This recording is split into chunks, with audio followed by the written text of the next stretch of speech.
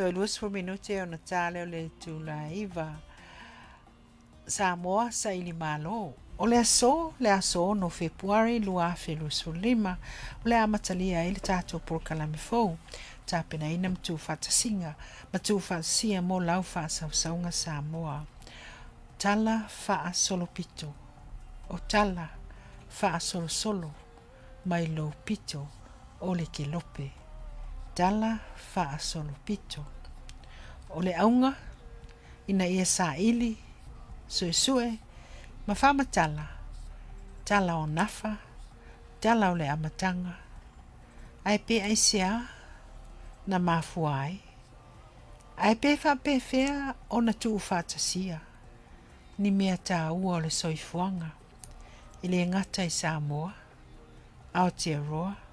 Ai maise le lalolangi atoa. O tala e te tau o na silafia. O tala mo la tā malanga o whaianei. O tala mo le tā mawina. O tala e whaatupu manatu. Ele o ia ise atoa ele porokalame. Ai o le anganga. Ina ia teu. Teu. Ma whaola o la ina pea. O le tala whasolopito. O le whiangainga i Waitangi. Te tiriti o Waitangi. Aotearoa, New Zealand. O le tātourua e porokalame le nei. Ma o te manatu. O te tau mono mea. Na amataina i le whiangainga i Waitangi. O se whaamanatunga. O se mea tāua na tupu. I le tala whaasoropito. O le nei atunu. O whaima o tātou tofi. O Aotearoa. Po o New Zealand. So o le ala lea mea. E ta ua o le te tiriti o Waitangi. Po le Treaty of Waitangi. Po se wha Samoa taulatane. Whiangainga na sainia i Waitangi. O le whiangainga na sainia pe na osia. I le vā ulua i tangata o Aotearoa. O tangata Maori ia. Ma le tupu o Peretania. Po o na sui. Ai masani o na whaingoina The Crown. Po le tupu o Peretania. O le asono Februari ta si walu whao. Na sainia ele nei whiangainga. I le Malai Waitangi. Bay of Islands Aotearoa up north. I New Zealand pe on silafia.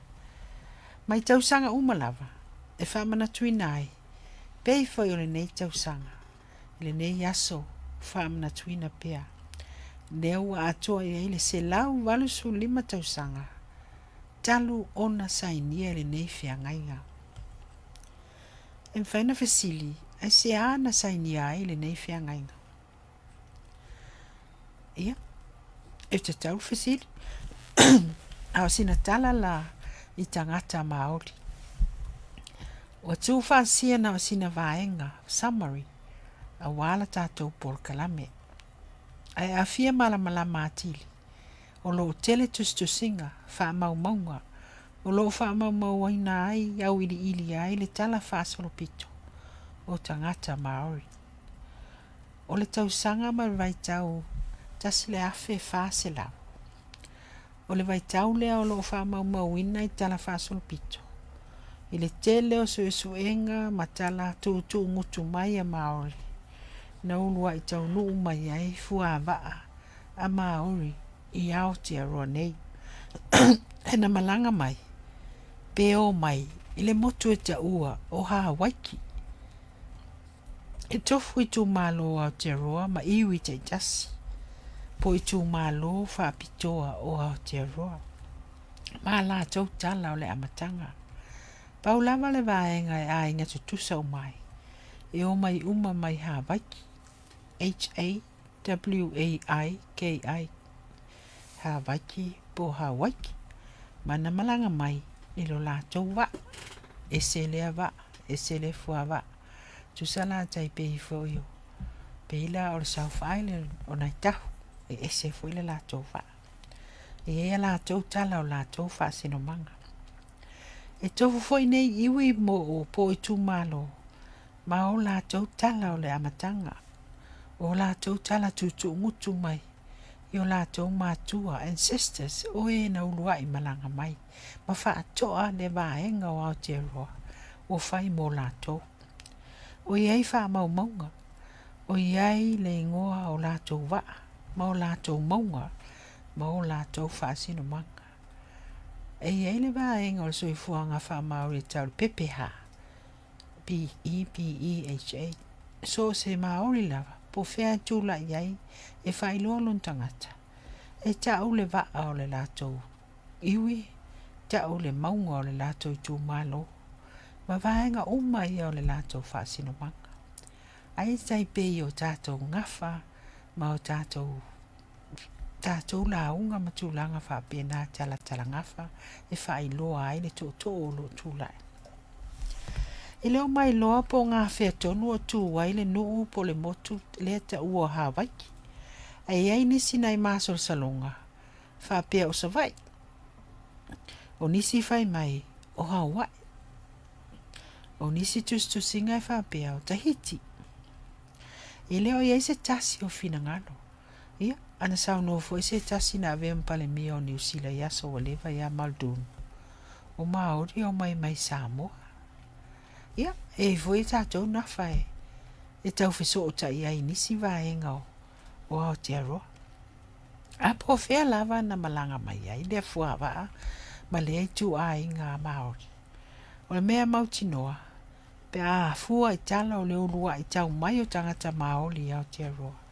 Po New Zealand le tasi wha o. Lea ua o mai le nei tau sanga lua o lua lima.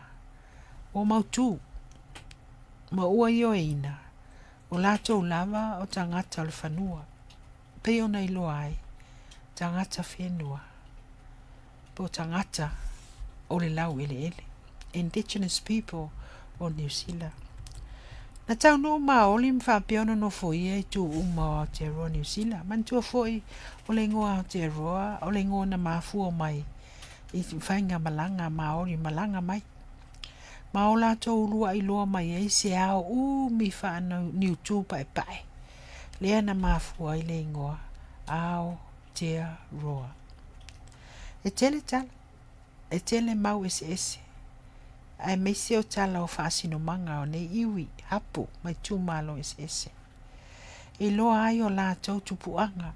Whai mai nisi suisuenga. E loa o lato a inga ma tupusili po a riki. O ena, whapea o na amataina o la tau tupuanga ma la tau whasino manga i Hawaii. Malanga mai ai whai mai nisi. Ia, o Tahiti fo i lea e te tai ai nisi tala whasopito. O lo i tu tonu o tusi. Na tele o wha maunga o suisuenga. Ia, o lo whapea po sa tai tanga i a Professor Walker. Ia, manisi o la wia o tala whaso pito maoli pe afia malam la matili e leo e se tasi mai fau ma le okale e le ma fai taulia ina le tele o le tamawainga o tala nei o le amatanga ai o la whasoro le tato pulkalame ina iwa tau nu mai papalangi au sina summary now maoli malo lato tau nu mai ma avea maulua i tangata e no foia Aotearoa New Zealand. Esa iliane le mautusi upu ma le tusi tau tala whasolopito. Pe afia malama atili. Tau nu palangi. Tau sanga tasi ono whalua. Mantuala. O le tasi whao o le tau nu mai Maori. A tasi ono whalua. Na tau nu mai le li isu e mua. Ma afia New Zealand po le explorer. O Abel Tasman. Sa tau nu le motu i sauti. Ia, e le i tālia le leie, tangata Maori. Mana ia toi fo ia i loa la ia. E le i tele sona i loa o Aotearoa po New Zealand. O nusi tala o lo whapea mai. E le i tu vai Abel Tasman malona au waa i New Zealand. Ai o April Jasmine, o le ulua Explorer, o ia fo i le na whaingoina New Zealand. New Zealand. O le ele fo. Ia ai o anga ia wha Explorers, fio ai. Ma wha pea o na au, tusi, ia le wha whanua o le larolangi. Ia ina vai taure a mata to a feo ai. Ia mantua fo ina ia manatu ai aso ia. E se endo le larolangi. Ia e maua e ngā fo isu e ngā matulanga wha pena e alua ia e la poto. Ia matulanga wha pena i tala wha sorpito ese. O le nala, April Jasmine, te le vaenga o New Zealand lo whaingoina a April Jasmine e tā mauai lo na sao. Ia le vaenga leo o tala wha sorpito New Zealand. O ia o le ulua Explorer. Ia na vaia ma whaingoina o le New Zealand. Ia tau mai tau sanga i tele o tona. O mai lo mau lo New Zealand. Ia malona ingoa Māori. O le Aotearoa. Tau sanga tasi fitu o noiva, tasi fitu o, tau nule li tau o Captain James Cook. O le kapiteni la lea, na ia matua asia le motu fau, ele le fau, o ia tau nuu ia ima ia tu sia whapea, e mātango o fia tele le nei motu, na ia tā ua i ana tusinga, le ata mai o tangata Māori. Ai mai se o le whetau i le lei, o le nei motu, e a vea ma se tasi, o kolone o Peritania. Mana tua le vai tau lea, na sa ili e tau pulenga atunu tele pe o Peritania, falani manisi. Pe o na tā ua i wha maunga, na tau nupa pālangi ma le mauta mau ainga ese. E fōud wa ai a Māori. E le ngata i tupe, ta mau ainga whane o na pō i nā vai tau. O loa ese, pe o na iei te paa, skaleti, suka, mea ai, tu apa, o whana manaifi, ai meisi o le poto ma le malama, e whai ai whatuanga, tau si ai la fumanu, whaangotaina le sami ma le tele o awala, e whaatino ai le soifuanga, e le i loa mua e tangata Māori. Sa anga le lei foi Māori mwhaasoa, e a Captain Cook, manisi, sa o lato ulua i o mai New Zealand. Aina whapea fo ina tau nuu mai ei fo i manisi vaenga o le soifuanga, pe i o onga, education, Western education schooling system, o le lotu, Christianity le whapere wha. Sifo, poto wha mai ma vai la au. E na au mai ei fo i, ma wha mai ese. Sa le i loa pe masani ei tangata Māori, te leo nei mea. Ia, e tala tutusa lava ma le ulua ino fo ia fo i o isi atunu o le rangi, me umane masani tupu i le teimi e no fo ia ai, ia, pe whapea fo i on tau nuu atupu le anga te tele ia wha papa a Peritania, ma pu le anga wha kolone, ia e vatu ala tau tools ma vaenga ia, ia onisi e whai mai, o a onga ia Western schooling system, ma lotu ia na o mai, e whapea mai, vahenga uma ia o leo hanga whakolone, e o mai e sui tangata ia o atunu ia, colonization, ia ma vahenga whapena, lo ia tustusinga, ia vahenga, e mai se, ia, e le tātasi na o New Zealand, pena fo i tala Australia, fo i la tau ia, pe fo i tangata Aboriginals, ma tūlanga whapena, tala kanata, mai si atunu tele, ia e ainga tutusa, pe o le sa i linga, o isi atu no fou, e mawhaina a vea ma vaenga o lato tau pulenga. E o ane la e le tau whai ui o le tau sanga, tasi valu o whato tele ina le au pālangi, o le au whai o loa ese, tau nu, a ai ua a matai fo, o na mau maali e atu tū maanga Māori, sa masani ai. Wa amata na suia le o langa yaso whai pea, wa iai pule anga fo wa malepe ana whainga wha masani ai o le structure o lana society matulanga wha pena wa amata o na iaina e pule anga wha kolone ia u fo mai ia lato whainga nu ia o whainga o anga nu ma mea masani wha pena pulenga whakolone mai Peritania. Ua pule ai le atunu ma ua tutupu i foi le vātau ia i vā o Māori. Tele tala wha mau le nei vai tau o tala wha solpito New Zealand. Le whetau wai o tu malo ese nei. Tele tala wha mau ina e matango fie le su e iai. A wai e lo loto le tamau a hinga i le whau wina o le atunu. Ai meise o le wha le anga ina o stangata. People. O wha malepe ai ia le loto i whale wha Māori. Le whau sia ina o lato a inga. Tele foi tala whape le wātau atunu. Tele ma lato pulenga whakolone. Sa malanga mai sa ili atunu. Ina ia au mai la lato. Ina au mai la lato pule. Ia ma whaalau tele lo lato lalo langi. Ai sili ai. O le whao ngā ina o tamau a inga. E maua mai i nei ele fau. Peila o New Zealand. E tele le tamau a inga. Iona ele. Ona sami. O le siva fuanga na. Ia, sa o atu fo le vaitau le sa moa. Sa ilinga kolone ia. Matulanga wha pepe ona iei tala wha sorpito. Pei ona iei i New Zealand foi la. Tele le tamau a inga o le ai o mai aso nei. E whai ngā whatoanga. O whangotanga o le sami. Ia, tūlanga ese. E tamau a inga ona lau whanua. Peifu na iei tala o le elinga aulo i le motu i sauti. Na au mai wha polonga ai tangata mai seina. E nofo polonga ai tangata Māori masawaina. Ia o seina na tele na lato ngalueina. Ia aulo te tele sa maua ina ele. Le Gold Rush ina e South Island na vai taustasi na vainga o tala whasopito New Zealand. Ia ana amatai ona ta ape a inga Māori. Ua tuua o lato ua whanga. Ma nofoanga masani. Ma le mawhana whana o le anga nuu sa masani ai. Ai ua avanga atu i le lalo langi fo. Le soifuanga fo o ngā luenga wha factories e whai tu tonu. Ia mantuele i masani ai. Sa ngā lue whaatasi ari whaatoanga o le ainga. Whaangota whaatasi mtulanga whapena. Ai sau rola o langi fo lea. Ua sau ai ma whausanga fo. Matulanga fo. Factories.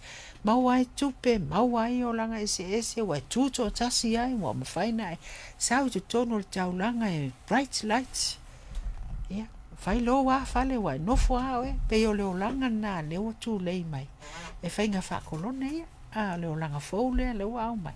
Ele mana umia la fa kolone ye leo langa foi leo la fatas e mana umia lo ora tuto tas e fa yele fa so fa pena ia le ala wo o ye paul tala fa solpito tele va engo lo ntama wa inga la va i o lo nanga nu malan fa sino manga wa fa ina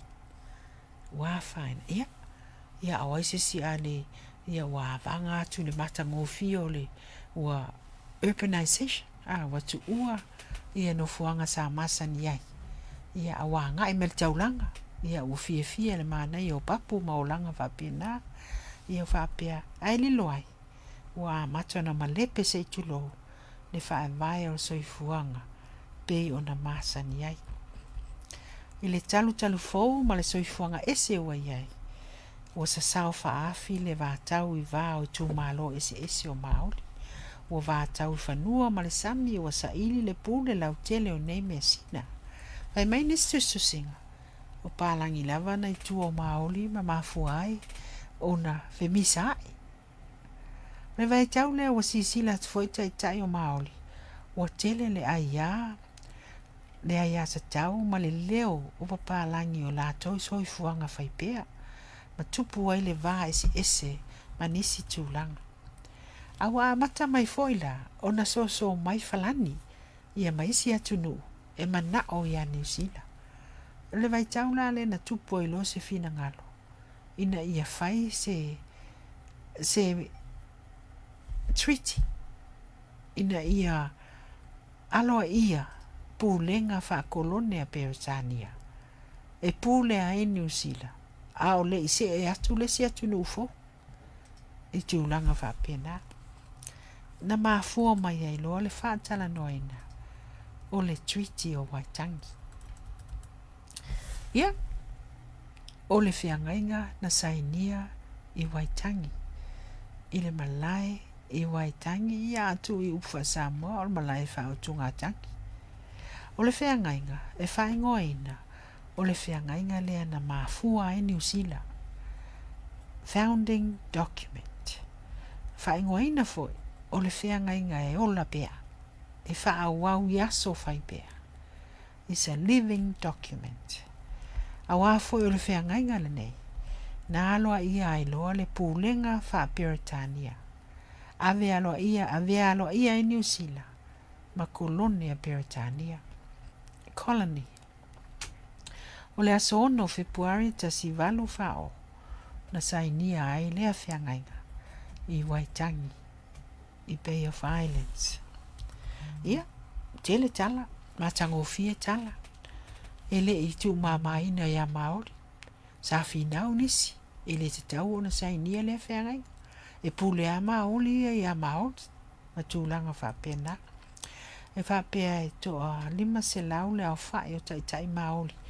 Ia New Zealand tona. E le ngata ia I la tona sainia le nei whiangainga I Waitangi. E na whapea na whaave ai. I isi iwi po isi tō malo. Ma sainia I nisi. Ai le sainia nisi. O le afionga ia Lieutenant Governor William Hobson. O ia lea o le sui o le tupu o Peritania. Ia na whatau taia uma ia vaenga. So tele tu malo ma tai o e tu malo ma oli na ste. Ma lato le sainia le nei whiangainga.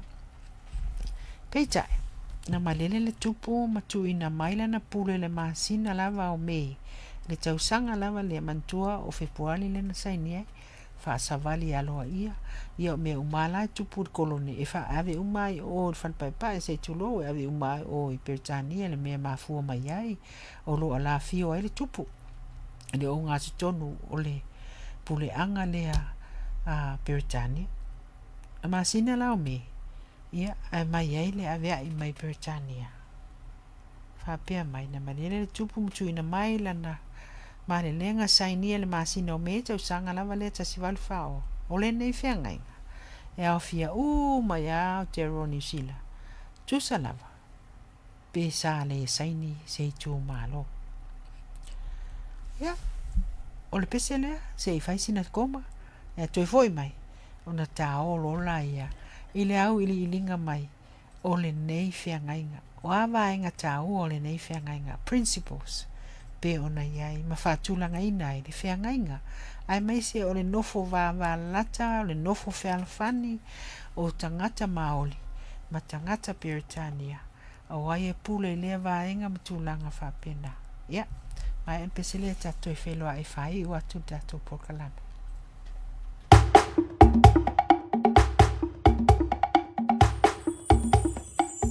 Ole malo.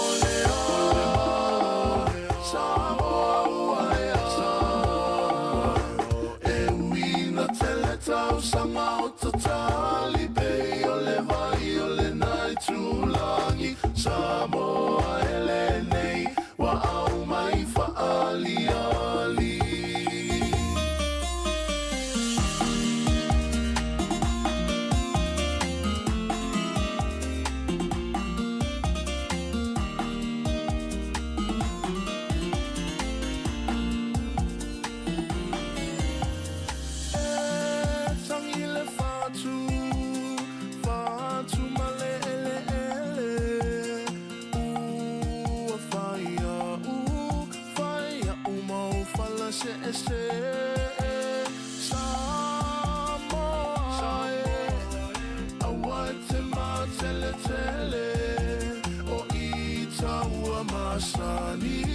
Masani le fai va o se ole malo le Samoa e uina tele tau sanga o tatali pe ole vai ole nai tulangi Samoa ele nei wa au mai faali ali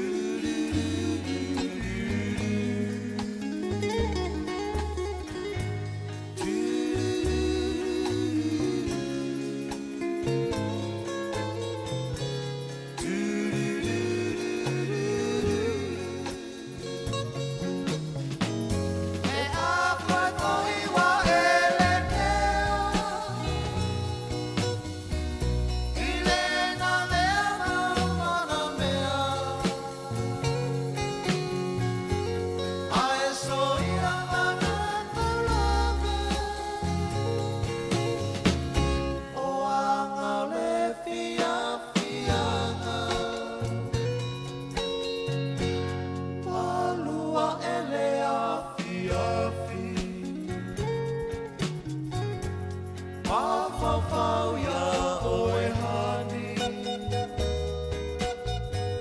Malingi lingi o uloi mata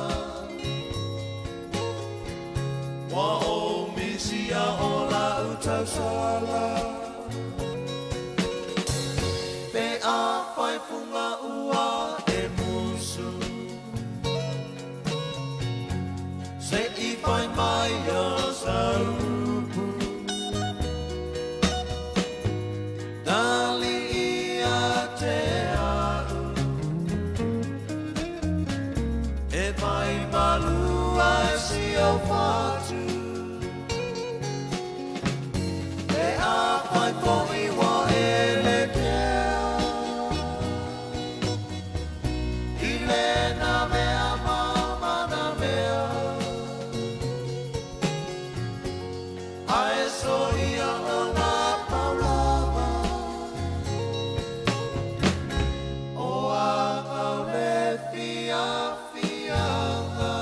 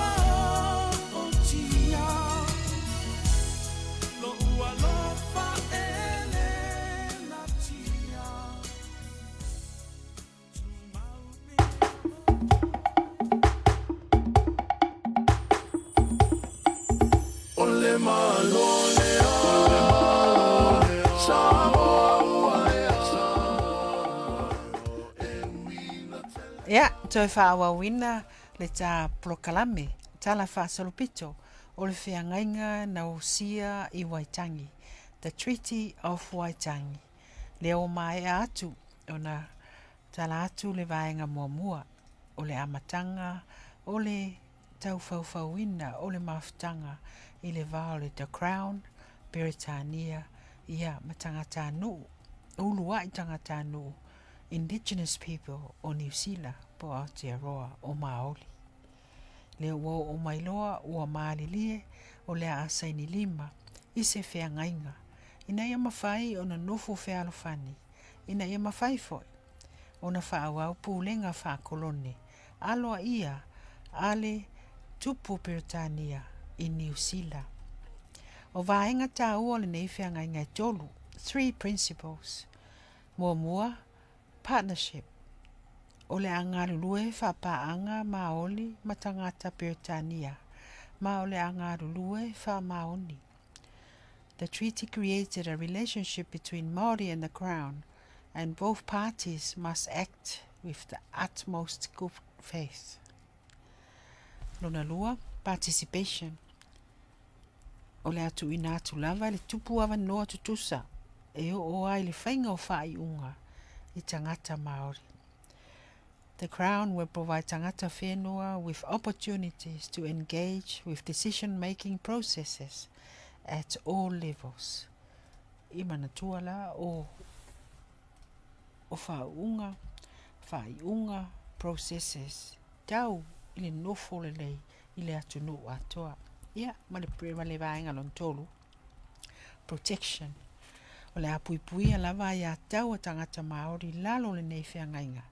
Pe o ala tau mea sina ma puleanga ma o le apuipuia e le malo I lalo o le nei whiangainga. Protection, active protection of Māori interests, rights, taonga and rangatiratanga must be a government priority.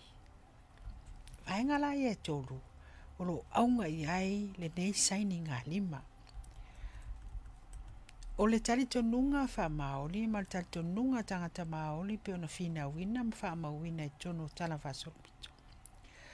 O lātou wanga nuu, ma lātou puleanga, ma lātou vaenga ese of their ways of living, o lo o puipuia I lalo o le nei whiangainga. A wafo I o le whiangainga na mafuai o na tuu ina atu le pule I le Crown po le tupu o Peritania e ala I ona sui o lo whapio na whaatulanga ina le soifuanga wha le malo I tono New Zealand. Lātou te wa aia I le atu nu sivo. Ea maisi o tū la whono I tausia I le nofo file mu ao tangata Māori a lātou. Ma le lātou tal tonunga. O lo puipuia a lātou ai a tau. Wha le anga nu I lalo o le whiangainga.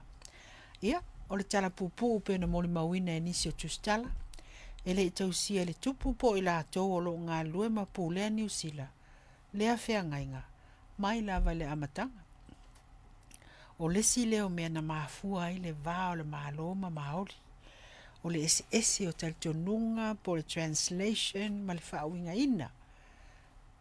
O principles I te rima taita ina ai le whiangainga. Ia, a sirisila ne iai. O le vaenga ana na amata mai ai le feuta na inga ma le vao Māori ma tangata. O lo pule ina le malo e tau whapeo le Crown. O le si lea o mea na mafua I le vao Māori. O le ese o taltonunga I le winga o vaenga e tolu peo na whatau no tāua ina le nei whiangainga. Mai telen tausanga. O fina wina pea e Māori.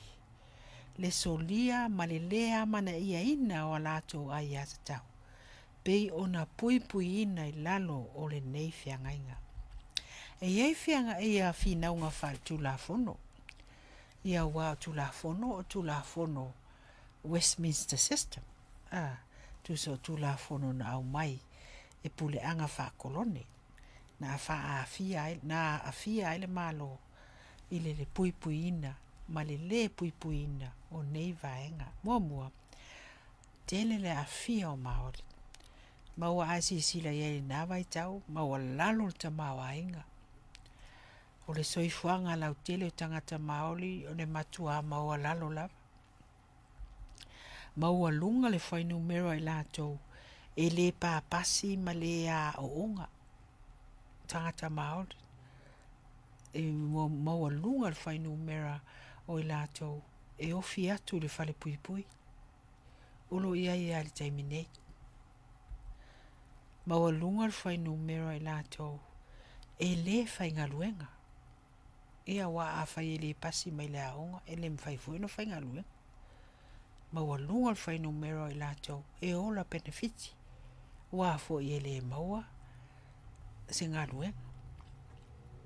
Maua lunga le whainu mera, o tina Maori, e sa waina i tono ainga. Ma whanau, e sa waina i tono ainga. Ma fua mai i le tamā, e le lava le awa oina. Ia wafo i lo wawe e sea mai le mawhana whana o le nuu ma le malai sa ola ma soifua ni ai.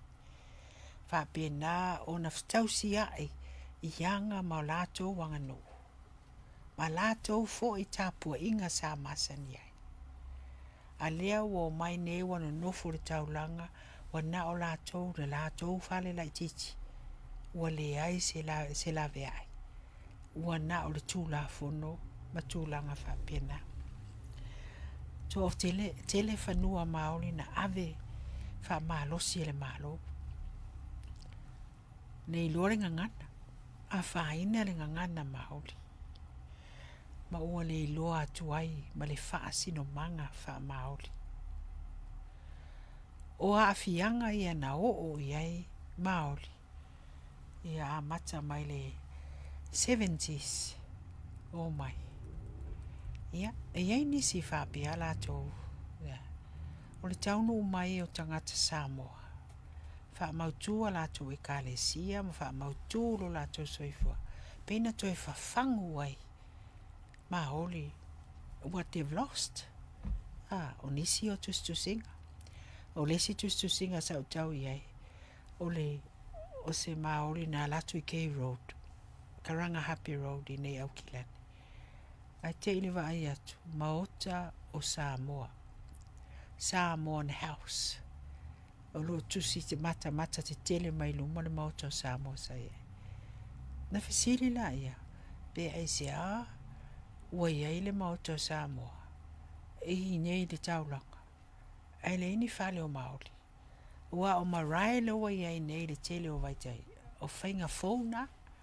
A waso ia. Ele iai ni urban marae, sini marae tonu o taulanga. Na o marae lava i to tonu, o le meo fito i tonu ai lea i tu malo, ma lea i tu malo, ma tu langa whapena. Te lele a whaina o tangata Māori. Ma wa a mata loa o na ngā lulu e whatasi. E tu whatasi a lato whinaunga. Ma a ngā i loa le whamasinonga. E whinau. I lalo lava o le whaole. O le whiangainga li nei. Ia, o le unga umali nei wa lātou tari tonu i lātou. O le whainu mera mawalunga o i lātou i le whainga luenga, lātou e mamai, ia ua tele tūlanga ese wa. E mantua if you imagine, alu ese marinu o sau nofu le taulanga, o le lotu, o le ainga, o le ainisi alolofa iai, o nama iai, le siasonga fua, tūlanga whapena, o la foile le o langa ele i masani iai. O vaenga umana, sai to tonu, o le tāpenanga lea, o whela mafua mai iai. Mafua mai lava i le amatanga la o le taunu mai o Palangi. O masani iai, matitilo atu malato sila atu. Ile tele o le displacement. Ese mai tangata malona fasi no manga masani. Ai tu atu si o langa ele masani ai. Ia o le unga la lea. Maolunga le whainu mera whale pui pui. Maolunga unga ali e femisa ai. Maolunga ia lenga oi. Maolunga fasa langa ese. Maolunga tu langa whapea. Ia mafua uma mai. O se tangata ua avesea lana tupuanga. Ua avesea lona tūranga wai. Lea malai sa tūla iai ma le toa ma le lumanai ua avesia. Ina ua saupu le anga whakolone. Kia nea lana, mafua ilona ngai whamsinonga. Finau wa ua vaai atua, ua whaina. A whaina ngangana ua tau wawa ina le ai asu tiranga. Whai mai foi nisi. O le tau nuu meo sa mua mai ka le sia ma amata ina ala tō wa o ngā amata. Ma whai whau le ngangana. Ia, peina toi ma whau ai foi Māori. Tau foi ni toi awao. Ia ta ilu. Just to singa ese na. I tusi matala wha soropito taha ua ai whapea. Na amata o na toi ele malo le nei whiangai. Soli, le whiangai ngā le amatanga. A fua mai la le tasi valu wha o. Se o mai i le vaitau o le 19th century. Ua whiala e Māori se tulo. Sila atu. Ua tūlanga wha le tonu. Ia, whawhitai. Lena tā pena ilo. Tā pena whātū ina. Ia mā ngā ilo le whamasinonga i la tau. Tau sanga ta siiva fitulima. Na whātū ina ai le Treaty of Waitangi Tribunal. Pe se whamasinonga e ilo e nai whasea matangi i lalo le whiangainga. Tau sanga ta siiva waluiva. O le uluai amana ia o nei whaamatalanga ma nei tūlanga ina uatangi Māori. Treaty settlements. Tasi iwa waluiva i se waila tamai. I le vaenga lea o le soifuanga ma le tala whasoropito. Talo whai. A le saila Māori ia wālea ua ave ese lo lato. Tūlanga tonu e tupu mai ai le soifuanga mo le lumanai. I lau whasino manga ia mawaenga ese. They were removed and placed somewhere else. Yeah? Ia lai whaso solo mai ia. I le nei vai tau. O lo whaanga solo pia waenga ese. O le mafua anga le na amatai o na tū whasia ma whaatino a lātou sū tangi ma ave le whamasinonga. O na o vaai atu wa tūlanga pangatia. Ua tau aua ina mau atu. Tele ina mau atu. Ma vaenga ese. Te tonua nisi o tustala ma nisi o vaenga. Tele elef soswani e Samoa. La nanga nuu ma la nanga ngana tūlanga whapena. Ua toi whangu ai lato. Aso no February tau sanga umma e whamanatu ai li pulenga Peritania. Ma leo o mai o whai ngā malo whasisifo Westminster ma pulea ai New Zealand. Ia, pe o na whamatalatala atu ma nā whaua sila whiena. Whauina la tau mea sina whanua ua ave me tūlanga whapena. Peitai, sau malama. O le alu ar ngana le alu ai nea Māori se lau pasene. O le anga e whai numera ma universite ia waso ia sa atutusa le ua Māori in Pasifika e ilaloa. O se fulu ne tausanga o se e maalia i luma Māori. Ua whai ala tō wa o ngā kura kaupapa. Na o ngana Māori ai ave ai. Ia tusa ua fast food ne tausanga talun whatino na vaenga. Asi sira lai tono marae, ia matono no fuanga, le tūlai mai atu pulanga fo. Le leilinga ngana, malama le anganu, malama le whaapalangi le Westminster system. Ia ua maua uma le both hands. Le ua tali mai le lātou tangi, ma le lātou whinau, na whai ai. Ia awale toi whaafoi mai, o le lātou whaasinomanga. Ua toi maua tupe. Ua tele in toi whaafoi el malo, whanua sa lātou aveina. La e settlements ese. So se iwi a lai New Zealand atoa. Tele lātou ua whai a lātou company. Pe o le Sea Lord Company. Ma fua mai le sina settlement. Le iai le pule ina. O le afoi, o le sami ma ma le whaangota ina o le sami. Tūlanga uma. O lo iai tonu ina. Mafua mai lea, finau o Maori. Lua iai. Iai foi la, ia closest whapitoa mo Maori. A wale tausinga o soifua maloloina, a wale tausinga I le aso ma le aso. Le matango fie o le finau. Lea la ua toe tūlai mai, toe whafoi whanua. Toe whafoi atu matupe, a wale whaatinoina o awa oka, tele o tribes Maori, whaatino a lātou pisinisi. A wale awa oina mai o lātou whanau, o I lātou na leilo loa, o toe whafoi mai. Whai o lātou whale, au whapena na tausia ai, whai o lātou fo mai clinics. Tausia ai le soifua maloloina. Whai skorosipi Maori. Ua whai uma vaengana a wale tele o tausanga sa leiloa. Talu mai pūlenga sa wā whakolone. O ngangana, o se lau pasene le alua ngangana. O toi whafoisia, o mawalunga ngangana Maori. Nai toi titi a mai mau. O te tonu o marae SSM tūlanga SS. Tūlai mai, tūlai malosi.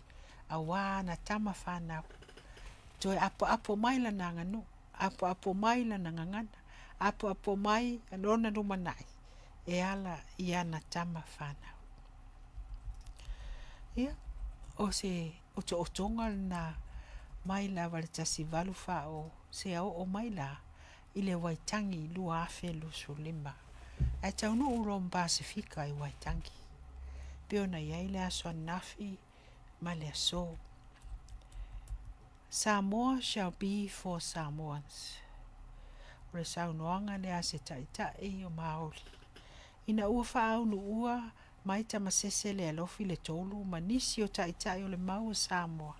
Ma whaafale pui ina I le whale pui Mount Eden I Aukilani New Zealand. Na o taitai Maori sa asi ma wa aia I lato. O le tasi whaipule o le afionga I a Honorable Paul Murray. Ia ame se foi le fo mai o le whaipule o le minsta. Ma lo New Zealand na vai tau. A pirana nata. O ia taitai tu tō Maori. Sa lato a apa. Ma wa ai o tato taitai. Sa whaau nu ua mai. I pūlenga whakolone. I le nā foi vai tau. O le tā ua tala whaasorpito. E ala le Waitangi lua afe lu sulima. Wana nafi. O le uluai whaafeloa aloa ia. Matalia aloa ia ai tangata Pasifika I lunga o Malaya Waitangi. O le Pacific General Assembly. Po le fonotele a Pasifika ia Aotearoa. Taita ia ele taitai fono. Honorable Aupito. Taala, toi sulusulu, tofai, sua, William Sio. Toi titi a tori tolu se lau o I mātou sa awai. O whamasino, o whaipule, o loia, o sui mai Universite o Otago, o Aukilani, ma le Universite o AUT. O taitai whaleanga noo, whala protonga SS. Sui pule noo, Deputy Mayor, mai o Maru, tamaitai a hana sa mātou whaatasi ai e whai masui o le motu I sauti. O le pa ia le au whaasala lau, o spa ia o lo ia o fō mai lātou. O Tonga, o Fiti, o Samoa, o Rarotonga, o to e lau, sa mātou a waiuma, ma isi atunu o le Pasifika. O le ale wha moe. Sa unua le fionga le taitai fono le frontele tangata Pasifika I Aotearoa, Pacific General Assembly, fionga ia Honorable Aupito ta ala to susulu to whae sua William Sio. O le fia so tau au ma Maori. Awa o mutia le ala. O feurulua I ngafa. Ai mai se, ua te lele malama o tangata Pasifika. I le vano fuai ma tangata al whanua. Tangata Maori. A fua ia soia. Sa solo mua fo I Pasifika. Sa moa. Le alo. Ma le amana ia Maori. Fa mai se tu stala vo broadcast la wiloa. tonga o se fita hauli sana interview te sangata siva fituono. Ele i loa tangata Pasifika Maoli o ni tangata anu o New Zealand. Peo i tātou. Sai loa mai e Pasifika na o papalangi. Ma lātou tupe, ma lātou lifestyles, ma le soifuanga. Lātou pisupu pama, ma pisupu Pasifika. Vaenga ia na tatai mai ai ni mana o le Pasifika. E fia o mai New Zealand. Mafuanga le na malanga mai ai Pasifika i New Zealand. O leo langa e sili atu. E sili atu i vaenga e se ese o soifuanga. Awa onga, ngā luenga ma le poto salalau. Ai peta, sa le iloa ai Māori. Sa o ia inisi. Sa feita fo i tātou i Māori. Pefo na feita papalai. Ai ala le aso. Ale wa amatamea. Le fionga ya au pito. Ma le pa ia o lupe whaalele Samoa. Wa apatu. Wa amata na ngā lulue whaatasi. Mai lava le fono tele na whapea o na tali malo i la fionga le tupu. Ua whai rangi la na wholaunga. I nā rua wahi ai tausanga i lua utuana. Na whau whaatasi ai o le nā motu. Hui a motu. Fono whaatasi umai Waikato. Tu ai ngā sfuru lua o Māori. Ai whaapopo i ai. Wha se furu tolu ai lua. Ua whaapopo i ai tangata Pasifika. Lea na sui ai lea fionga ia au pito. Vea masui o Pasifika. Ia, o se talana o le tatou au ai. O le mato malanga la na nafi. I Waitangi. E le titi atala. O le matango fia o le whaatali mai. O le lato wa mana ia o le taunu uatu o le savari tele mai le Pasifika. O loi mata malingi o le fia fia. O loi mata malingi o le whaafetai. I tue lua o Māori ma Pasifika. A wā lea ua osi o sia le whiangainga. E lango lango ai le whiangainga. O le whiangainga na whaamvai ai upu o New Zealand. O le whiangainga na o sia i Waitangi. Te tiriti o Waitangi. Ia, o le tātou lua i tala whāsoro pitol na. A mata mea ai Waitangi. Ia, na whasosoani mai. Just to sing ar to tele o lato, Professor Ranginui Walker, Professor Smith, le fionga tu ia tua tupua tamasese, manisi sa ili atu iai le fai por kalame. Ia wā, so tātou sao, i le wha malam la maina, o le tātou vāno fuai matangata o le whanua. E sa oai le fionga ia au pito peo na sao noa le aso anafi. Ua lua se 45% o tātou whanau se tulo o tangata Māori.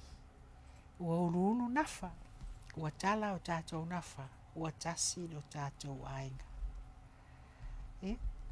O le tātou polkalamina ne yafi yafi. Ia e whaalua i le masina o na whai le tātou polkalamina. Ia tāpena mai, 2 weeks time, i le sifo i vaenga o le tātala whasalo pito. Ia soifua ma ia manuia le nei afiafi.